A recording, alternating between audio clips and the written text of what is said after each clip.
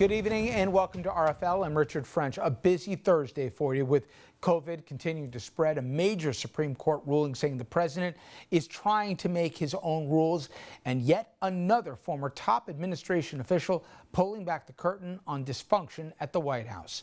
As we hear from John Bolton about his new book, which eviscerates his former boss, it proves once again that these comments from the president have not aged well.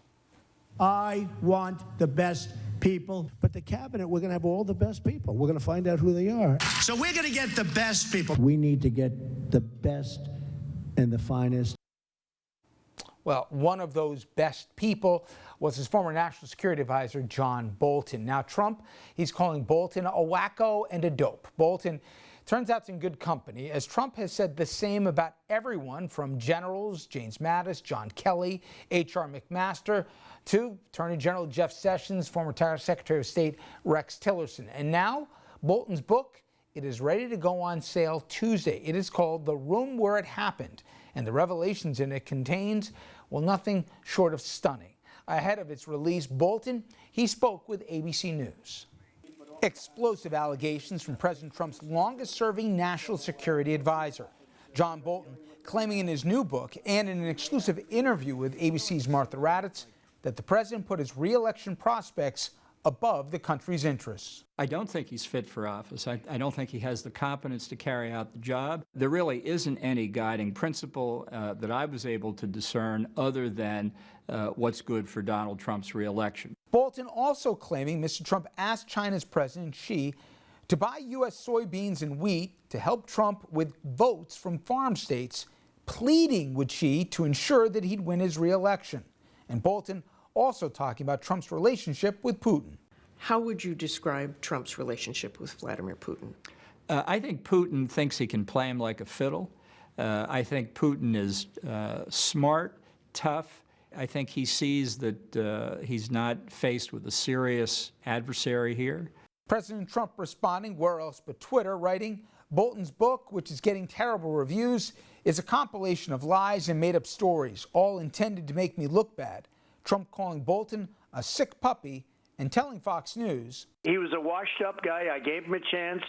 He couldn't get Senate confirmed, so I gave him a non-Senate confirmed position where I could just put him there, see how he worked.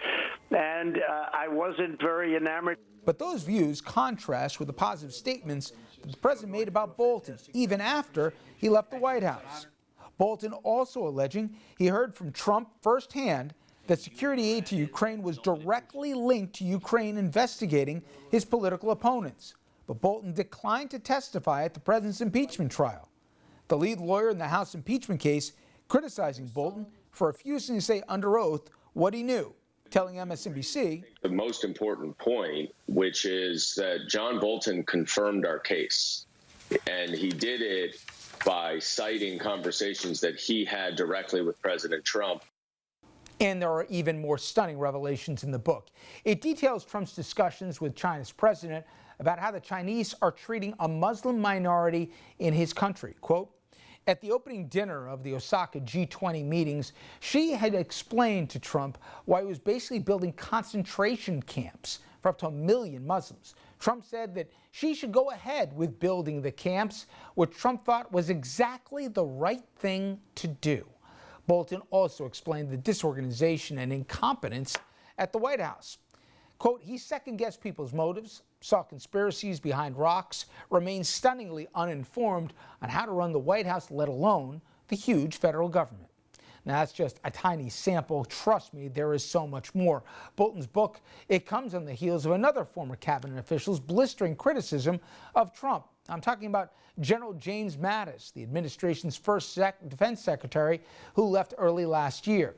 After Trump used the chair of the Joint Chiefs and the current defense secretary as props for his photo op in front of the church, after literally shooting rubber bullets and tear gas at legal protesters, and then said he would use them furthermore to squash protests nationally, General Mattis saw enough and spoke out. And I want to read a portion of his statement for you. Donald Trump is the first president in my lifetime, he wrote, who does not try to unite the American people, does not even pretend to try. Instead, he tries to divide us. We are witnessing the consequences of 3 years of this deliberate effort. we are witnessing the consequences of 3 years without mature leadership. General Madison, he even invoked the Nazis. Instructions, he said, given by the military departments to our troops before the Normandy invasion reminded soldiers that the Nazi slogan for destroying us was divide and conquer. Our American answer is in union there is strength. We must summon that unity to surmount this crisis, confident that we are better than our politics.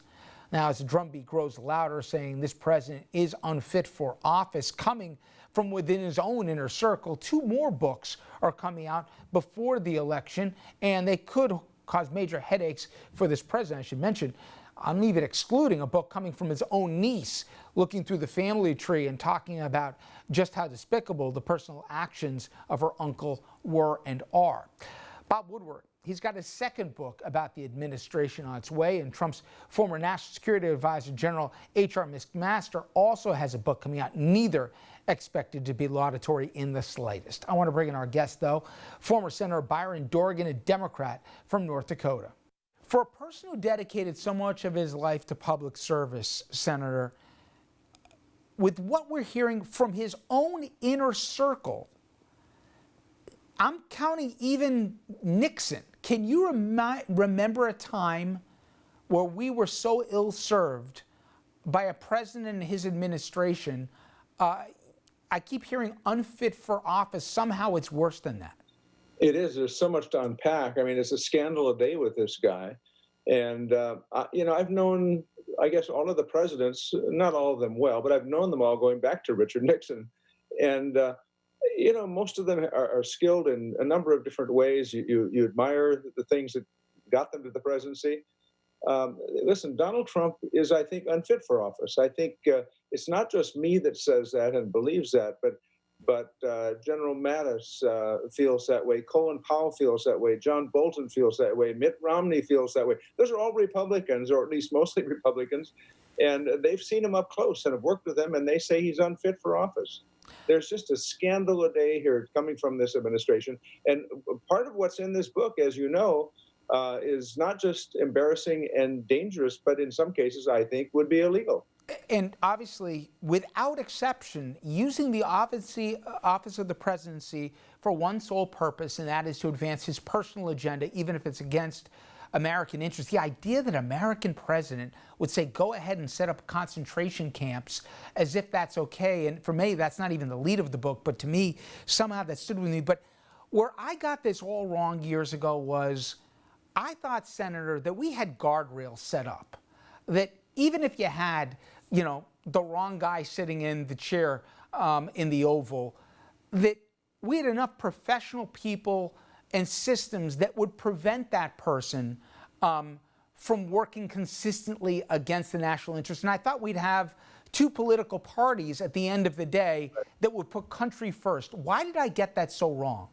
Because they missed the separation of powers. The separation of powers would expect that people serving in the U.S. House and the U.S. Senate, Republicans and Democrats, would have the strength and the courage to be those guardrails. But, take a look at the Senate and take a look at the Republicans in the Senate. There are 2 of them, 2, Mitt Romney and just recently Lisa Murkowski, who have spoken out very aggressively about this president's behavior, bad behavior, I should say. The rest of them are just unbelievably quiet. They don't intend to raise their voice at all. They just want to huddle and act as if nothing bad is happening. Meanwhile, President Trump is in the White House. He's on the phone with Erdogan of Turkey, or on the phone with Xi Jinping in China, and implying, if not asking, help me with my election here. I mean, it's unbelievable what's going on. And every day it's another scandal. But here's what I don't get. And for me, they're names, but for you, some of their old colleagues or friends.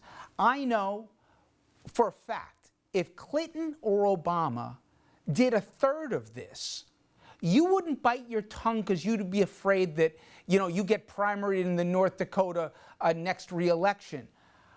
There are people who are retiring this year that you're friends with who are still quiet. There are senators who are losing by double digits in re-election efforts that even transactionally, I think it would be in their best interest to come out against this president. But yet, with the exception of the 2 people you mentioned, there's radio silence Again, I'm not trying because you're sitting in front of me. There's a lot of people I know like you that would put country before party. And Susan Collins, for example, I don't get it. I don't get why she hasn't been more strident, even out of self-interest, but just because it's the right thing to do. Why let him get away with doing so much irreparable damage to this country? I don't understand it either. It's not the Senate that I served in. It's a vastly different Senate, very, very partisan. And, I just think that what has happened, you probably recall in just a recent election that we had two retirements, one from Tennessee, one from Arizona.